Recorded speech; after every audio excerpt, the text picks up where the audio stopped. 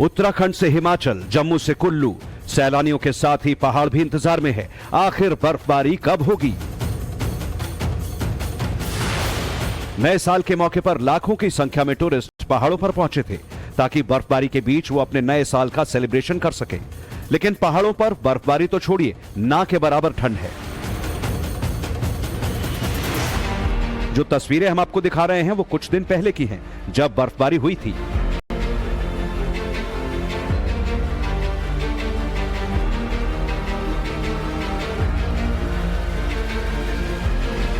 तस्वीरें जम्मू कश्मीर के गुलमर्ग की हैं, जहां बर्फबारी के बाद पूरी घाटी पर बर्फ ही बर्फ नजर आई। इसके बाद टूरिस्टों के चेहरे खिल उठे थे।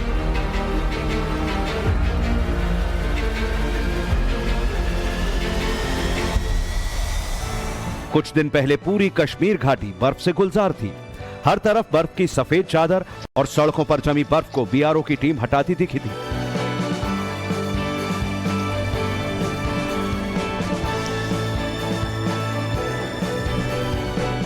तब उम्मीद जताई जा रही थी कि नए साल पर भी बर्फबारी जारी रहेगी और ठंड अपना रौद्र रूप दिखाएगी।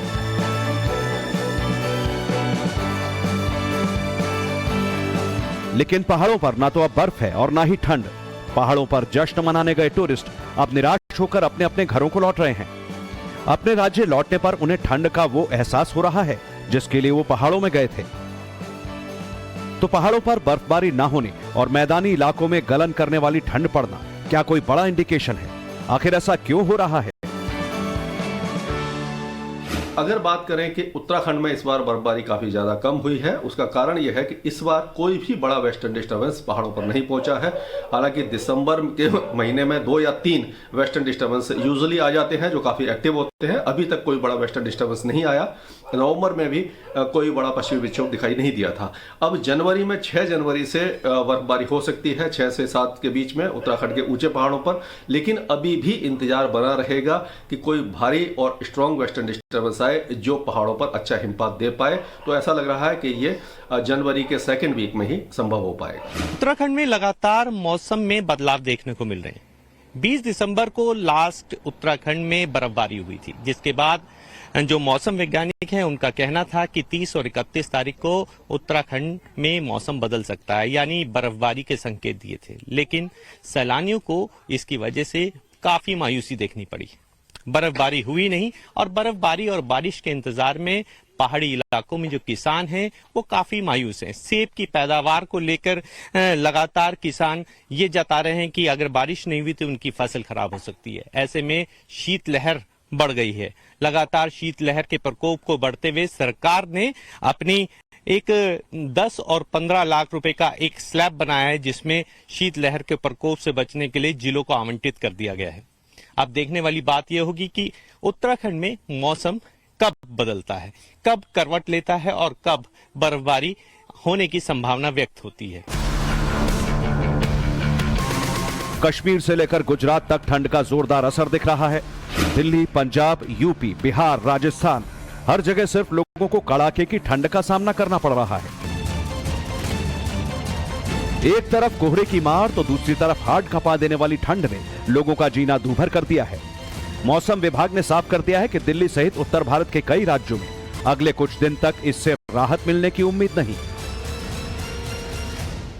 नॉर्थ वेस्ट इंडिया में पिछले 8-10 दिनों से कंटिन्यूज डेंस फॉग और very dense fog, main dense fog हम तब मानते हैं जब विजिबिलिटी है वो 50 से 200 मीटर हो और वेरी डेंस जब 50 मीटर से कम हो।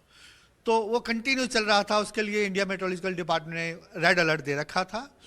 और उसके साथ ही क्या था कि एक डेंस लेयर फॉग का बना हुआ था स्टार्टिंग फ्रॉम पंजाब से लेके बिहार तक। जैसे आपने क्वेश्चन पूछा, इसके साथ क्या था कि जब ये लेयर बन जाता है तो जो मैक्सिमम टेम्परेचर्स है, मीन दिन के टेम्परेचर्स है, कम हो जाते हैं। इसके कारण क्या था कि अभी काफी दिनों से कोल्ड डे कंडीशंस प्रिवेल कर रही है। राजधानी दिल्ली की बात करें तो ज्यादातर हिस्सों में कड़ाके की ठंड का असर दिख रहा है। खासतौर से दिल्ली के ग्रामीण इलाकों में दिन के समय ठिठुरन वाली ठंड पड़ रही है। दिल्ली के सफदरजंग मौसम केंद्र में दिन का अधिकतम तापमान 17.2 डिग्री सेल्सियस दर्ज किया गया, जो सामान्य से 2 डिग्री कम है। न्यूनतम तापमान 8.3 डिग्री सेल्सियस रहा, जो सामान्य से 1 डिग्री ज्यादा है।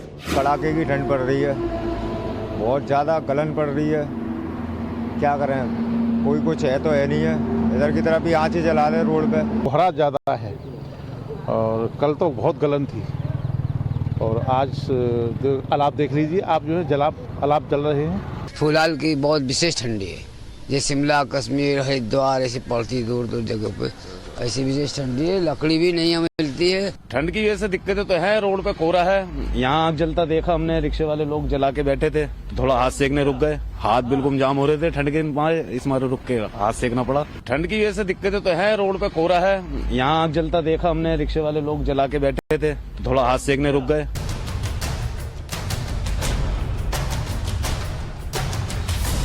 दिल्ली एनसीआर में गलन वाली ठंड पड़ रही है। नए साल की शुरुआत के साथ ही शुरू हुई कड़ाके की ठंड के बीच मंगलवार को सबसे ठंडा दिन रहा। 2 जनवरी को दिल्ली के पालम में 3.8 डिग्री की गिरावट के साथ अधिकतम तापमान 14.9 डिग्री रहा। सफदरजंग में 2.1 डिग्री की गिरावट के साथ अधिकतम तापमान 17.2 डिग्री रहा और आयानगर में 0.5 डिग्री की गिरावट के साथ तापमान 16.5 डिग्री सेल्सियस दर्ज किया गया। देखिए किस तरीके से लोग कड़ाके की सर्दी के बीच में आग जला करके आग सेक रहे हैं ताकि कहीं ना कहीं इन्हें थोड़ी बहुत सर्दी से राहत जरूर मिल सके। देखिए यहाँ पे तमाम जो लोग हैं ये कामगार लोग हैं और इस वक्त मैं दिल्ली के यमुना बैंक के पास मौजूद हूँ और देखिए किस तरीके से यमुना बैंक मेट्रो स्टेशन के बगल में जो तमाम जो कामगार लोग हैं वो चाय पीने के लिए यहाँ पहुंचे हैं और वो आग सेक रहे हैं ताकि उन्हें कहीं ना कहीं इस कड़ाके की सर्दी से ये जो शीतलहर का जो प्रकोप है दिल्ली के ऊपर उससे इन्हें राहत मिल सके। हम यहाँ जो लोग मौजूद हैं उनसे बात करने की कोशिश करेंगे। भाई साहब ये बताइए, आग सेक रहे हैं आप, कड़ाके की सर्दी कितनी ज्यादा परेशान कर रही है आपको? बहुत ज्यादा, हाथ बाइक चला नहीं पा रहे हैं इसलिए रुक के जहाँ पे आग मिल रहा है सेक रहे हैं। और इधर 2-3 दिनों से काफी ज्यादा ठंड बढ़ गई है, इसके लिए अब यही आग सहारा है। यही आग सहारा है, यही आग सहारा है आपके लिए। बिल्कुल सही बात बता रहे हैं। हमारे देखिए बाबा लोग हैं, इतने परेशानी हो रहे हैं। सर्दी काफी ज्यादा बढ़ गई है। सर्दी ज्यादा है जब तो हमारे बाबा लोग परेशान हो रहे हैं। दिल्ली के कुछ इलाकों में घने से बहुत घना कोहरा छाया है। इस धुंध से न सिर्फ विजिबिलिटी पर असर पड़ रहा है बल्कि पूरे क्षेत्र में कड़ाके की ठंड और गंभीर ठंड के दिन की स्थिति को भी ट्रिगर कर रही है। देखिए इस वक्त मैं कर्तव्य पथ पे मौजूद हूँ जहां अमूमन यहाँ से राष्ट्रपति भवन यानी कि पूरा रायसीना हिल्स दिखाई पड़ता है, लेकिन देखिए कि धुंध ने किस तरीके से अपनी जद में यहाँ के आबो हवा को लिया हुआ है कि राष्ट्रपति भवन यहाँ से बिल्कुल देखिए कि दिखाई नहीं पड़ रहा है। ये इस वक्त मैं कर्तव्य पथ पे हूँ, एक तरफ जहाँ राष्ट्रपति भवन धुंध और कोहरे से ढका हुआ दिखाई पड़ रहा है, वहीं दूसरी तरफ की अगर मैं आपको तस्वीर दिखाने की कोशिश करूं तो देखिए इंडिया गेट भी यहां से पूरे तरीके से साफ दिखाई नहीं पड़ रहा है।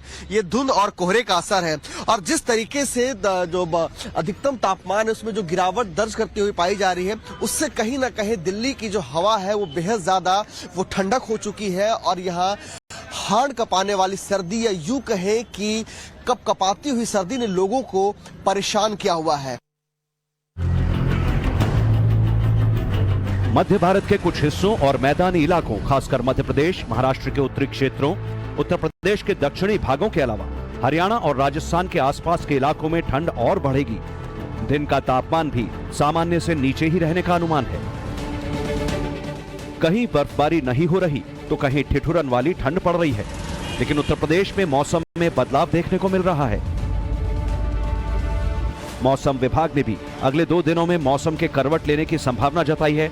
मौसम विभाग के अलर्ट के बाद आज लखनऊ के साथ ही कानपुर में बारिश हुई, जिसके कारण सूर्य देवता के दर्शन नहीं हो सके। कानपुर के साथ प्रदेश के कई इलाकों में झमाझम बारिश हुई। सर्द हवाओं, तेज गर्जना के साथ हो रही बारिश ने लोगों की परेशानी बढ़ा दी है। बारिश होने की वजह से किसानों के चेहरों पर चिंता की लकीरें खिंच गई हैं। किसानों को अपनी फसल खराब होने का डर सताने लगा है। मौसम विभाग ने प्रदेश के कई इलाकों में अगले 2 दिन तक बादलों का असर रहने का अनुमान जताया है। नए साल की शुरुआत से ही देश के कई हिस्सों में ठंड के साथ कोहरे का असर दिख रहा है। पश्चिमी यूपी और राजस्थान के अलग अलग हिस्सों में घना कोहरा और जम्मू संभाग, हरियाणा और पूर्वी मध्य प्रदेश के अलग अलग हिस्सों में मध्यम कोहरा देखा गया। जयपुर मौसम विभाग ने अगले 48 घंटों में जोधपुर, उदयपुर संभाग के अधिकांश हिस्सों को छोड़कर राज्य के ज्यादातर स्थानों पर घने से अति घना कोहरा दर्ज करने की संभावना जताई है। इस दौरान कहीं कहीं विजिबिलिटी 200 मीटर से भी कम दर्ज की जा सकती है। 5 से 6 जनवरी को भी कहीं कहीं घना कोहरा रहने की संभावना है। वहीं बीते 24 घंटे में राज्य के अधिकतर शहरों के तापमान में 2 से 4 डिग्री तक की गिरावट दर्ज की गई। इस सीजन में माउंट आबू में छठी बार तापमान 0 से नीचे दर्ज किया गया। मौजूदा तापमान की बात करें तो माउंट आबू में 1 डिग्री सेल्सियस, सीकर में 4.5 डिग्री, फलौदी में 4.8 डिग्री, जबकि करौली में 5.2 डिग्री सेल्सियस तापमान रिकॉर्ड किया गया। जैसे जैसे ये धुंध पड़ रही है तो जो बाइकें वगैरह हैं वो भी चल नहीं पा रही हैं। सर्दी तो पड़ रही है 3-4 दिन से लगातार ही, और बहुत दुखी है। जनजीवन सारा व्यस्त हो रहा है, गाड़ियां बंद हो रही हैं, एक्सीडेंट हो रहे हैं ज़्यादातर।